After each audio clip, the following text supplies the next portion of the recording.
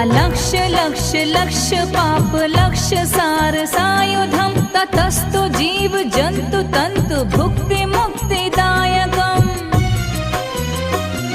विरंचि विष्णु शंकर सकीय धाम वर्मदे त्वदीय पाद पंकजं नमामि देवी नर्मदे